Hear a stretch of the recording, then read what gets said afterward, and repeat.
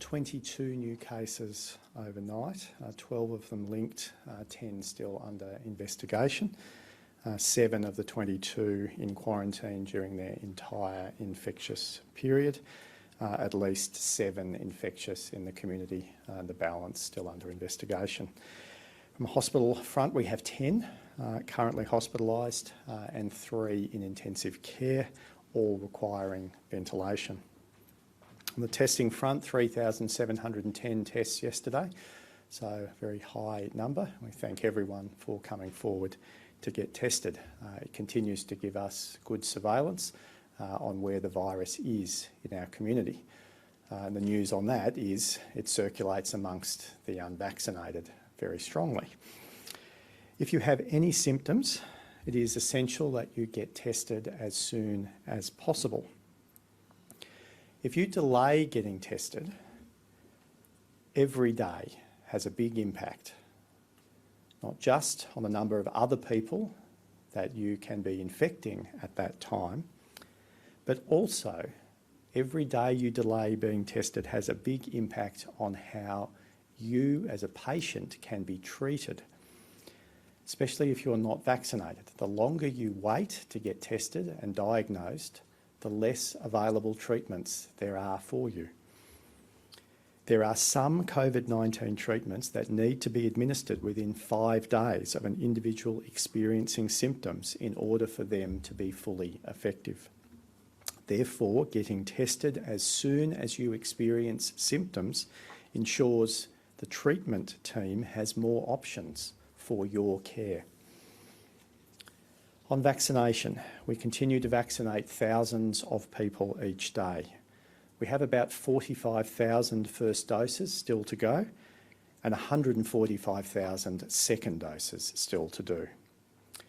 So the advice is, if you are currently booked in, but waiting and have an appointment that's several weeks in advance, it is worth looking online on the ACT Government My Digital Health Record website and on the Commonwealth Government Vaccination website to see if an earlier booking might be available. We do often see earlier bookings pop up in our clinics, and also pharmacists and GPs have earlier bookings available. I've seen posts on social media from particular pharmacists in the ACT saying they have 7 or 8 appointments available in the next few hours if people want to come forward.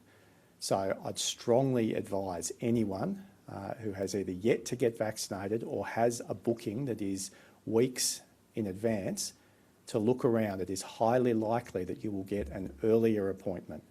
And we want as many people as possible to have had at least a first dose of a vaccine before the lockdown ends on 15 October.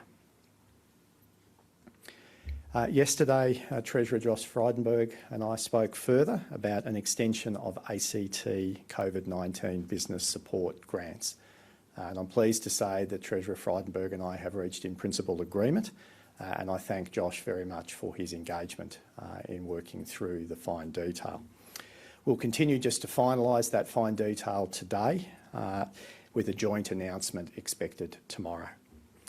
Treasurer Frydenberg has also responded to my request yesterday to provide some further clarity on the future of the COVID disaster payments. And the Commonwealth Government has made an announcement. It has been extensively reported this morning. The gradual tapering of the disaster payments aligns with the ACT's pathway forward that I released on Monday.